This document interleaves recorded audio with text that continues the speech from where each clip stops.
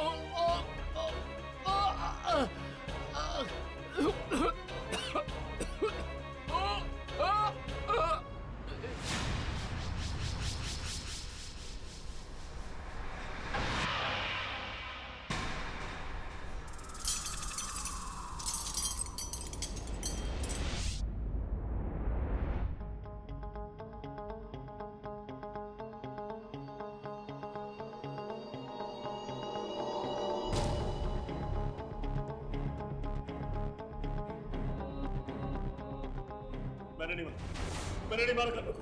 कल्लू को मैंने नहीं मारा। मैंने नहीं मारा कल्लू को। मैंने नहीं मारा। मैंने नहीं मारा। मैंने नहीं मारा। तूने नहीं मारा? अगर तूने नहीं मारा तो क्या तेरा चाचा आया था उसे मारने के लिए? तेरे सिवा वहां और कोई नहीं था।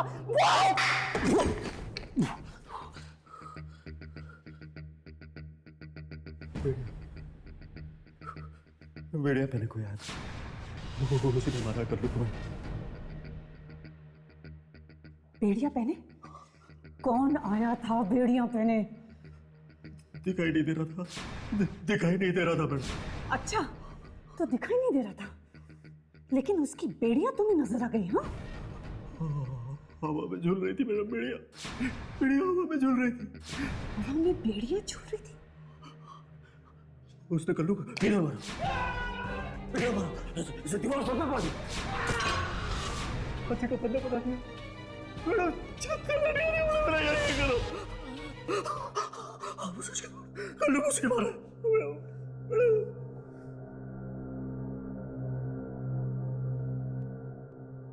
राजेश्वरी कुमार नाम है मेरा, राजेश्वरी कुमार। प्रीतम जी मैम। इसे अंदर डाल दो और इसकी इतनी खातिरदारी करो जब तक कि ये सच ना उगल दे। जी मैम। सच कह रहा हूं। सच कह रहा हूं मैडम। सच कह रहा हूं। सच कह रहा हूं मैं। अरे सच कह रहा हूं मैं। क्या लगता है ये राका सच बोल रहा है? इंसान झूठ बोल सकता है यामिनी, पर इंसान की आंखों में बसा हुआ डर नहीं। ये राका की आंखों के अंदर एक डर था, एक ऐसा डर जो सिर्फ एक आत्मा को देखकर हो सकता है। इसका मतलब दुर्जन का अंदाजा ठीक था बॉस। यहाँ पे जरूर कोई ना कोई अनहोनी होने वाली है। बिल्कुल, और इस बार हमारे कैमरे के निशाने पर होगी एक ऐसी आत्मा जो बेड़ियों के अंदर जकड़ी हुई है पर दिखाई नहीं देती। किसकी आत्मा हो सकती है ये? कहीं किसी कैदी की? कैदियों को ही बेड़ियां पहनाई जाती है ना? हाँ, अब हमें यह पता लगाना है कि आखिर वो बेड़ियों वाली आत्मा कबूल कर ले कि राका को तूने मारा है। हो सकता है कि मैडम तेरे को माफ कर दे, लेकिन अगर तू इसी तरीके से अपनी इज्जत पे अड़ा रहा ना तो मैडम तेरे को जीते जी नरक की सैर करा देंगी। मैंने कल्लू को नहीं मारा साहब। कैसे गुनाह कबूल कर लूं साहब? मैं जानता हूं साहब, आप मेरा यकीन नहीं करोगे, मेरा यकीन कोई नहीं करेगा, लेकिन उससे सच झूठ तो नहीं बन जाएगा ना साहब। कल्लू को उस बेड़ियों वाले ने मारा है साहब, मैंने देखा है, वो दिखाई नहीं देता साहब। बोला तू बाहर जा, मैं संभाल लूंगा इसको। सर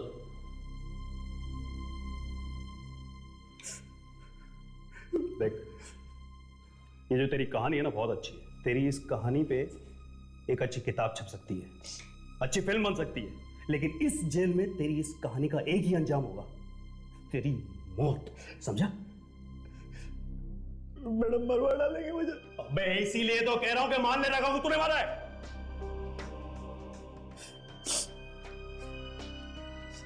साहब एक सवाल पूछूं आपसे? पूछ। आप आत्माओं में यकीन रखते हो साहब?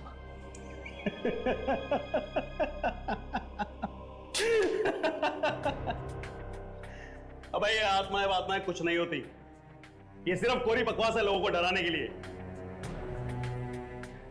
मैं भी यही सोचता था साहब, लेकिन मेरी मां कहा करती थी साहब कि आत्माएं होती हैं। और जब मैंने कल्लू का खून होते हुए देखा ना साहब, तो मुझे यकीन आ गया कि आत्माएं होती हैं।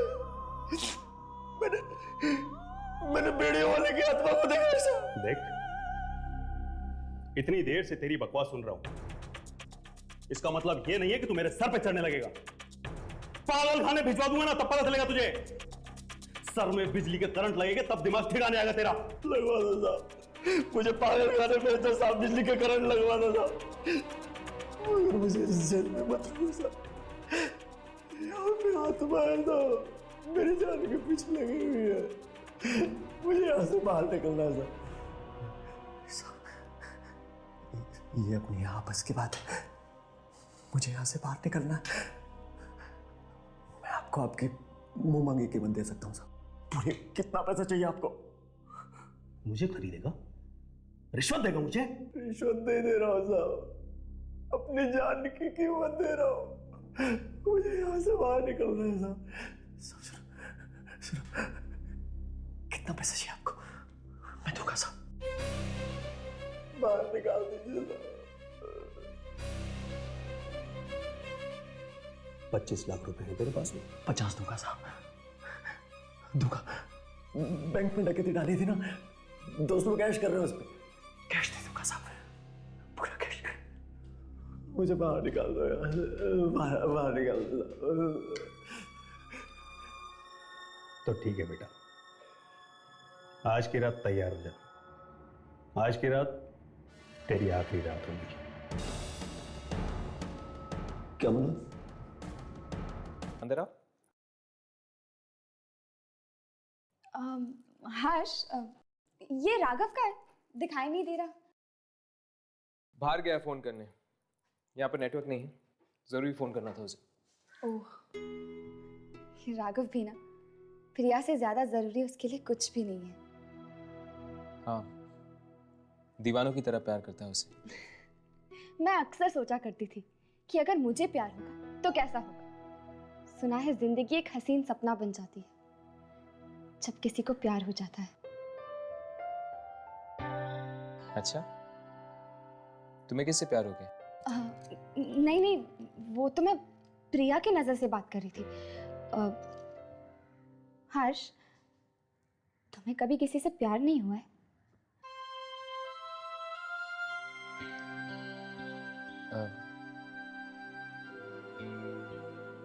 पता नहीं।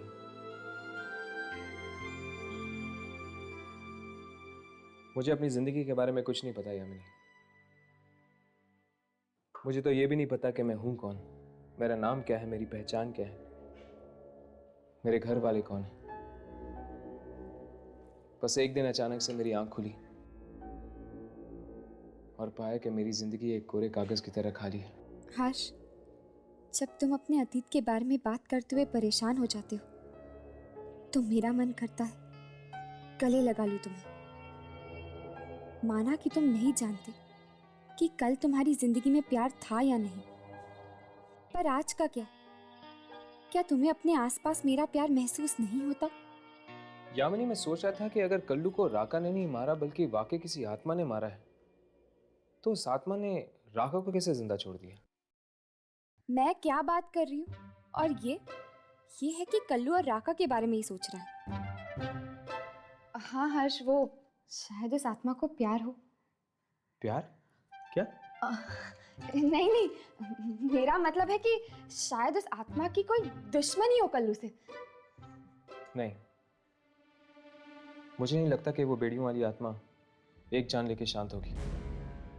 वो और भी लोगों को मारने की कोशिश करेगी। काश हम रात को भी जा सकते वहां। पता नहीं क्या हो रहा होगा इस वक्त जेल में।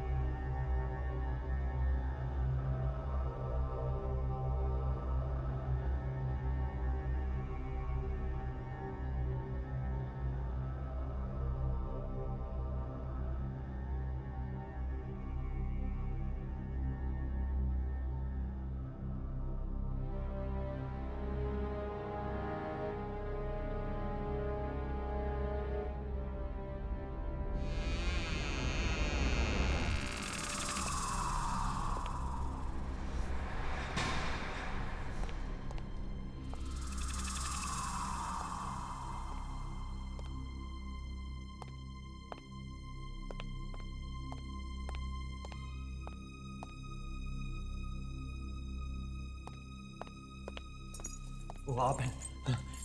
मैं तो डर गया था, मुझे लगा कि बेड़े वाला तो नहीं आ गया। चल बाहर निकल। लगता है मैडम आ गई। आते चल, आते चल।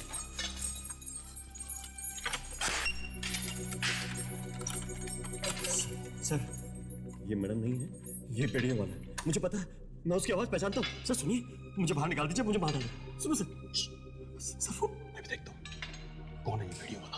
सर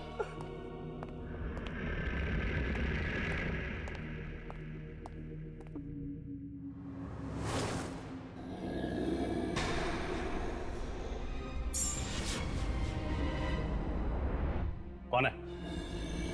कौन है वहां? मैं पूछता हूं कौन है वहां?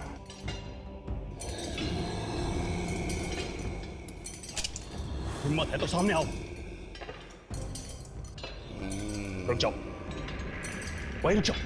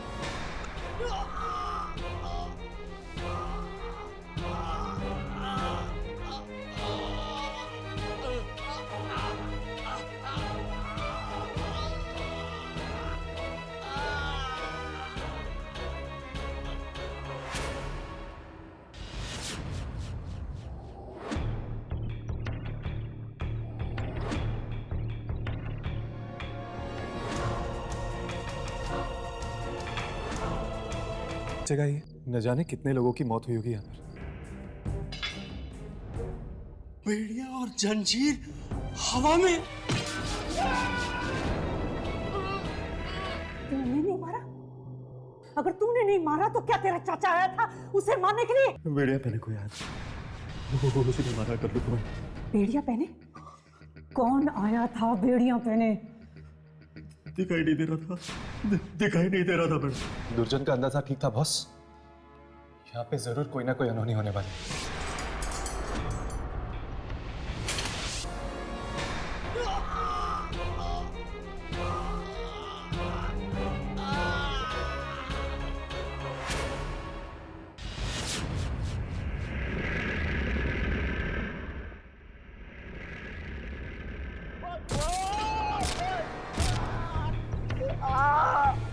मुझे बता दो, मुझे बता दो, मुझे बता दो, मुझे बता दो, मुझे बता दो।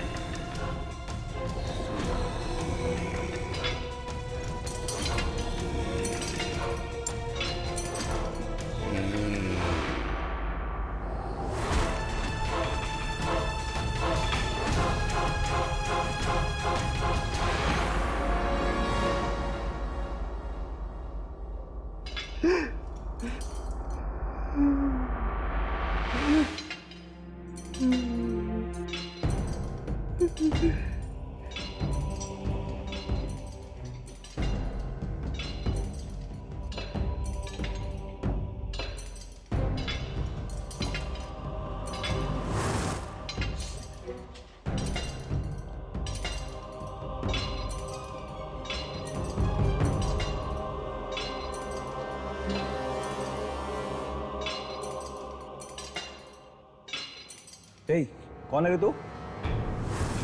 मैं फिर से पूछ रहा हूँ, कौन है तू?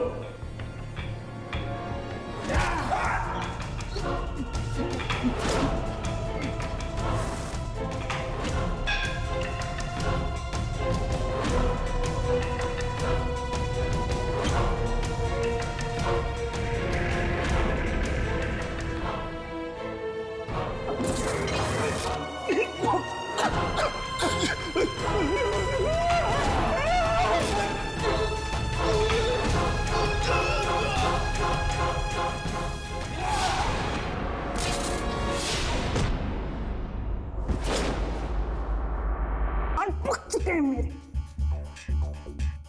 बता क्यों नहीं देता? क्यों मारा तूने उसे? क्यों मारा? मैडम, मैंने नहीं मारा, बेड़ियों वाले आदमी ने मारा है। मेरा यकीन करो, बेड़ियों वाले ने मारा है, बेड़ियों वाले आदमी ने मारा है। बेड़ियों वाला आदमी? बेड़ियों वाला आदमी कौन है? ये बेड़ियों वाला कल रात यहाँ खून होते हुए किसी ने देखा था? देखा था किसी ने? देखा नहीं मैडम, लेकिन आवाजें आ रही थी चिल्लाने की। और किसकी? किसकी? बेड़ियों की मैडम। बेड़ियों की आवाज तुमने भी सुनी थी? हाँ मैडम, काल कोठरी की तरफ से चलती हुई आ रही थी उन बेड़ियों की आवाज। अचानक हवाई बिजली का तार जुड़ा और वो जेलर साहब के गले में फंस गया और जेलर साहब की मौत हो गई। बड़ी दर्दनाक मौत हुई मैडम, बड़ी दर्दनाक मौत हुई। राका सच कह रहा है मैडम, जरूर उस बेड़िया वाला आदमी नहीं मारा होगा। तुम लोग सब मिले हो, सब मिले हो, तुम सब मच्छर आपस में मिले हुए हो। लेकिन याद रखना, मेरा भी नाम राजेश्वरी कुमार है। उस राका का मैं वो हाल करूंगी। काल कोठरी की तरफ से ही आया था ना बेड़ियों वाला आदमी? इस तीतर को भी काल कोठरी में डाल दो और सब कैदियों से इसे अलग रखना। 1 हफ्ते तक ना तो तुम्हें खाना मिलेगा और ना ही पानी। मैं काल कोठरी में नहीं जाऊंगा मैडम। मैं आपको पैर पड़ता हूँ मैडम, प्लीज। लो, अब तो ये आवाज इनको भी सुनाई देने लगी है। कहीं उसका अगला शिकार राका ही ना हो। अब इस जेलर को समझाएं भी तो कैसे समझाएं कि इन मौतों के पीछे दूसरी दुनिया की कोई शक्ति का हाथ है। नहीं, नहीं, मुझे काल कोठरी में मत लेके जाना, वो मुझे मार डालेगा। चल, काल कोठरी में जाकर तेरी सारी हेकड़ी निकल जाएगी। अरे काहे की हेकड़ी? अरे मुझे यहाँ डाल दो, मुझे इनके पास डाल दो, मुझे कहीं भी डाल दो, मुझे वहां मत लेके जाओ। पीछे मत ले जाओ, वरना ये बेचारा भी मारा जाएगा। ये सब तो इसको 2-2 खून करने से पहले सोचना चाहिए था। अरे किसने किया 2-2 खून? किसने किया? मैंने कल्लू को नहीं मारा, मैंने इंस्पेक्टर को नहीं मारा, मैंने नहीं मारा। चल, वो बेड़ियों वाला मुझे मार डालेगा। ये बेचारा भी मारा जाएगा। ये मत लेके जाओ, मत लेके जाओ, चल मत लेके जाओ।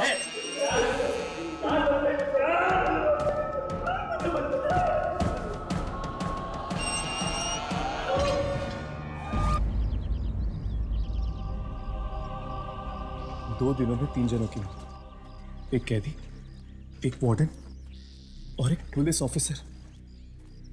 मतलब कि एक बात तो साफ है राघव, अगर ये काम किसी आत्मा का है, वो कैदियों और पुलिस ऑफिसर्स के बीच में कोई भेदभाव नहीं कर रही, जिसे जी चाहे मार रही है। यार हर्ष, मुझे तो लग रहा है कि जरूर किसी पुराने कैदी की आत्मा है, जिसे बेड़ियों में बांध कर रखा गया होगा। हो सकता है, लेकिन मुझे पूरा यकीन है कि कोई ना कोई सराग हमें यहीं मिलेगा। पुलिस स्टेशन में कोई रजिस्टर या कोई रिकॉर्ड भी तो नहीं है हर्ष, जिससे हमें यह पता चल सके कि यहाँ पे कौन से कैदियों को रखा गया था। जिस जगह इंसान जाता है, वो अपनी हस्ती का एक ऐसा हिस्सा वहां छोड़ देता है जो सालों साल तक वहीं रह जाता है, इंसान के जाने के बाद भी। हर्ष, हाँ, ये जगह इस तरह से क्यों बंद है? चलो अंदर चलकर देखते हैं। तोड़ो इसे।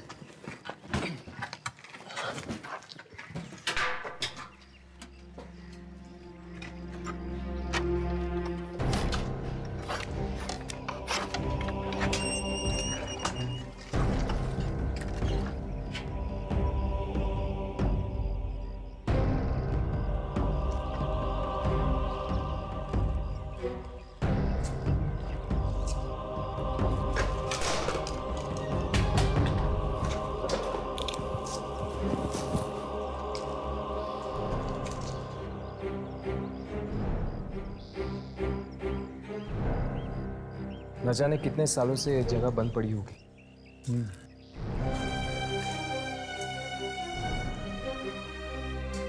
मुझे तो लगता है शायद ये इस जेल का स्टोर रूम होगा। हाँ,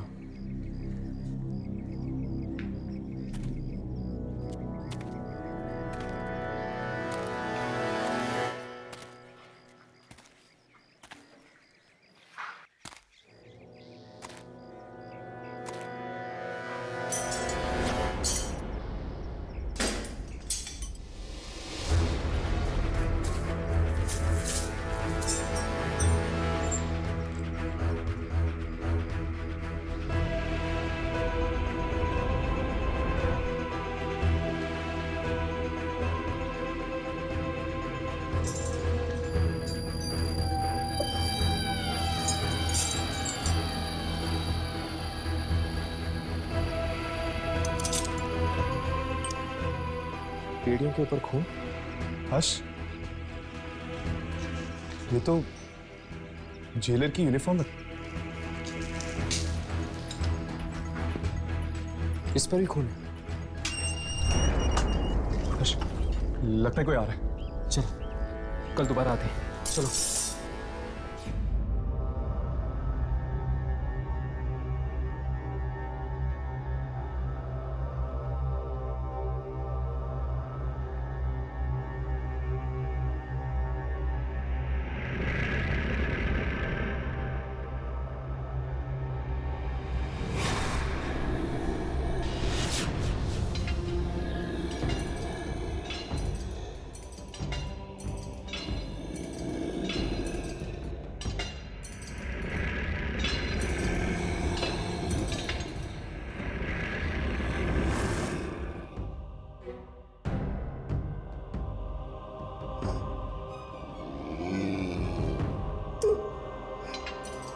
तुम अंदर के जाओ। आत्माएं कहीं भी आ सकती हैं।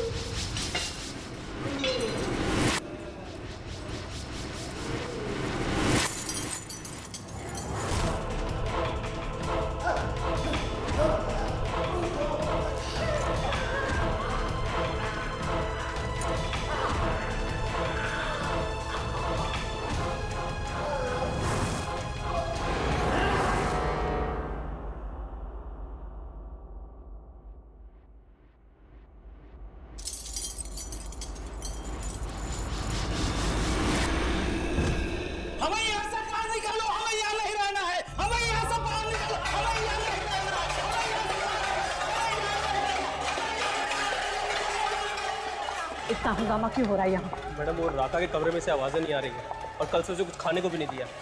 कहीं कुछ हो तो नहीं गया उसको? रुको, एक एक करके सब मर रहे हैं। तुम हमें क्यों मरवाना चाहती हो? अदालत ने हमें जेल की सजा दी है, मौत की नहीं।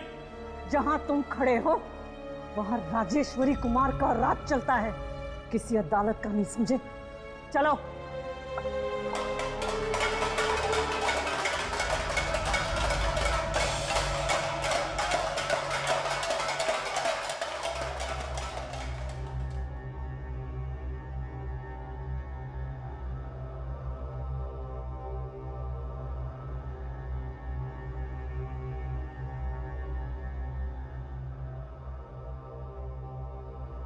मैडम जी, लगता है इसने अपने आप को फांसी लगा ली। फांसी? किस चीज से फांसी? यहाँ पर कुछ ऐसा है ही नहीं जिससे फांसी लगाई जा सके। कल रात को तुम लोग यहीं थे ना? जी मैडम जी। यहाँ कोई आया था? कोई कैदी या कोई बाहर वाला? कैसी बात कर रही मैडम जी आप? इस जगह कोई परिंदा पर नहीं मार सकता, फिर बाहर से कैसे कोई आएगा? फिर ये मरा तो मरा कैसे? मैडम एक बात बोलूं, आप बुरा तो नहीं मानेंगे? बोलो। लगता है राका सच कह रहा था कि सचमुच कोई बेड़ियों वाला आदमी हो जो अब इसका मतलब किसी कैदी की आत्मा? चलो, इससे पहले कोई आ जाए पूरा कमरा छान मारते हैं।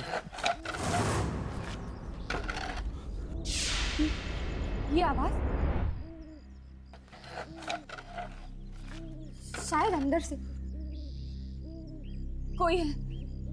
अंदर कोई है। पर यहाँ कोई अंदर कैसे हो सकता है यामिनी? ये तो अंदर जाके ही पता चलेगा। चलो।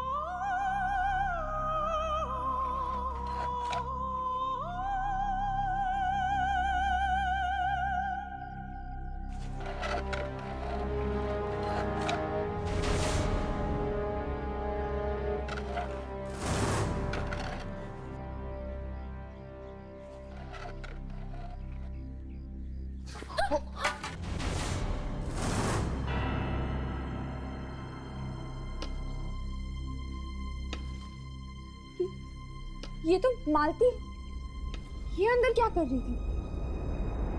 सर, आप मेरी बात समझने की कोशिश क्यों नहीं कर रहे? कैदी मारे जा रहे, पुलिस वाला मर गया, ये सारे खून कोई इंसान नहीं कर रहा है सर। नहीं सर, ये आत्महत्या का केस नहीं है। शायद इसके पीछे किसी दूसरी दुनिया की ताकत का हाथ है। जेल के बारे में जो अफवाहें गांव में फैली बिल्कुल सही है सर। वाकई कोई आत्मा है यहाँ पे। पर सर, ठीक है सर, मैं कोशिश करूंगी।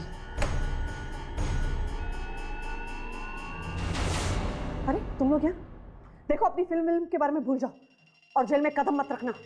मैम, मालती कहाँ है? यही कहीं होगी। क्यों? हम उससे कुछ पूछना चाहते हैं। क्या? जेल में जो वीडियो वाली आत्मा भटक रही है उसके बारे में। वो कैसे जानेगी इसके बारे में? वो तो पूछने पर ही पता चलेगा ना। मालती, मालती!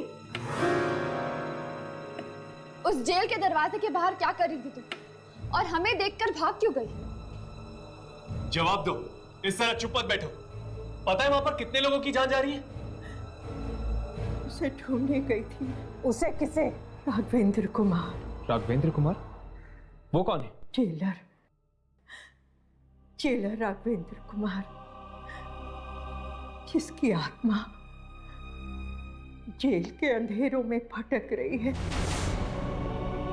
जिस आत्मा को तुम ढूंढ रही थी वो एक जेलर की थी, कैदी की नहीं। कैदी ही है वो। जिंदगी और मौत की जंजीरों में जकड़ा हुआ है। अंग्रेजों के समय का जेलर है वो राघवेंद्र कुमार। इतना कड़क और सख्त कि पत्थर से पत्थर लोग भी उसके सामने मोम होने लगते थे। कैदियों से सख्त नफरत करता था वो। कोर्ट के ऑर्डर के बिना उन्हें वो फांसी दे देता और कहता कि कैदी जेल से भाग गए। क्या?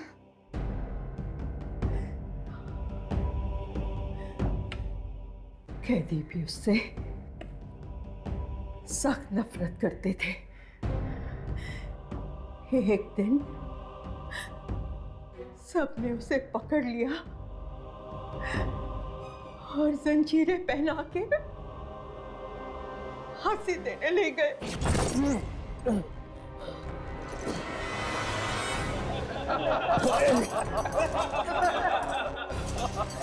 फांसी देने का बहुत शौक है ना तुझे। अब तू देख, जब मौत सामने आती है और जब सांसें चलने लगती है तो घड़ी के टिक टिक की तरह कैसे होता है। रहने दे, मैं चाहता हूं कि ये अपनी मौत को खुद अपनी आंखों से आते हुए देखे।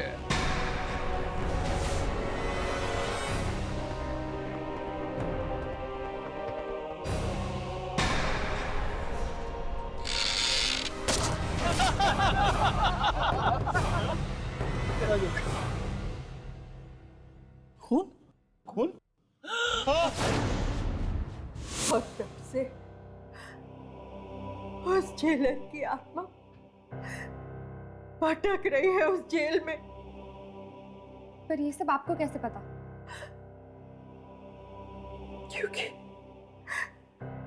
क्योंकि मैं उनकी पोती हूँ।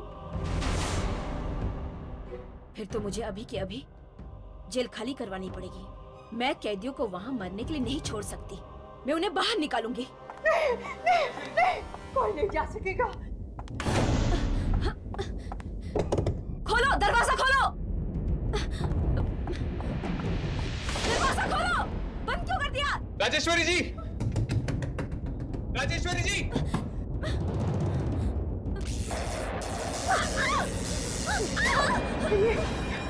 ये उनकी आत्मा है, दादाजी की आत्मा है।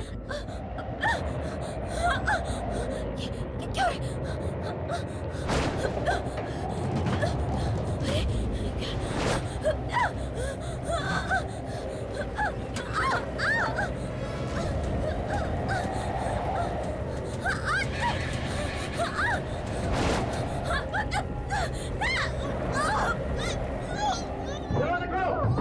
राजेश्वरी जी,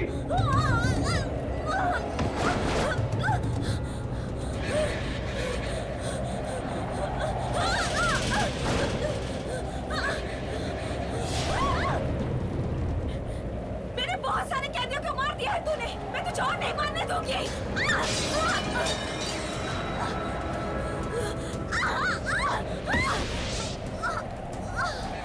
राजेश्वरी जी।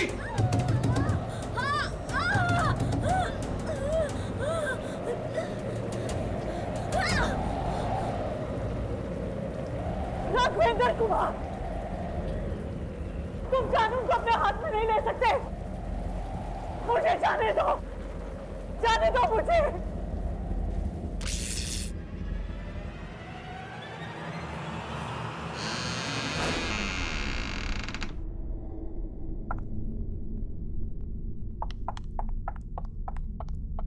दरवाजा खोलिए मेम साहब। राजेश्वरी जी।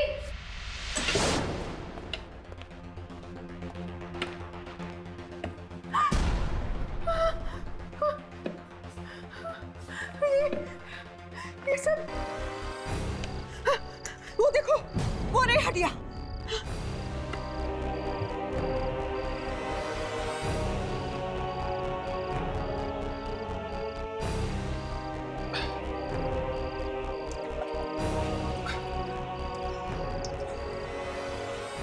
पर राघव, इनका सर? सर देखो, देखो वहीं कहीं होगा।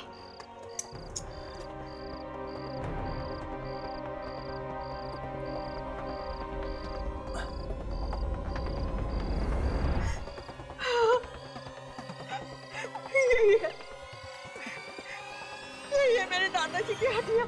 खोलो, ये दरवाजा खोलो। राजेश्वरी जी, कुछ नहीं होगा आपको। राघवेंद्र, क्या मिलेगा तुम्हें नहीं मार के? राघवेंद्र, क्या मिलेगा तुम्हें? राजेश्वरी, राजेश्वरी जी।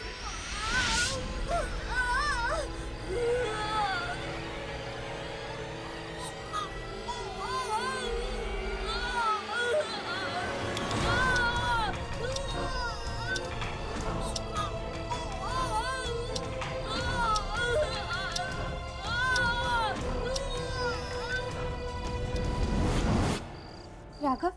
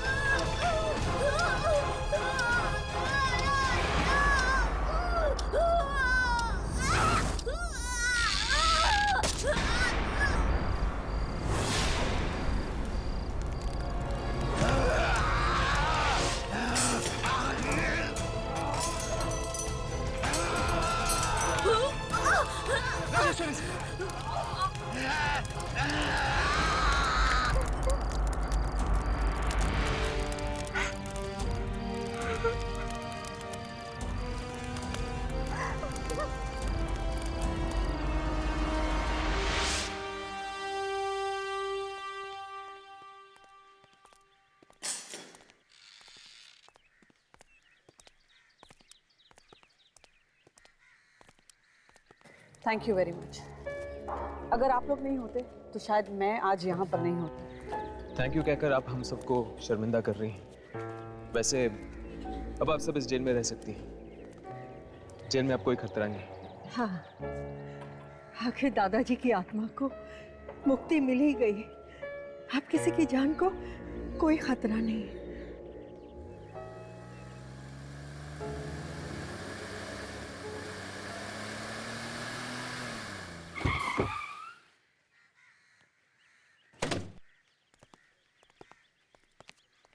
जी हम लोग वो मम्मी लेने के लिए आए जो आप लोगों को यहाँ जेल में मिली।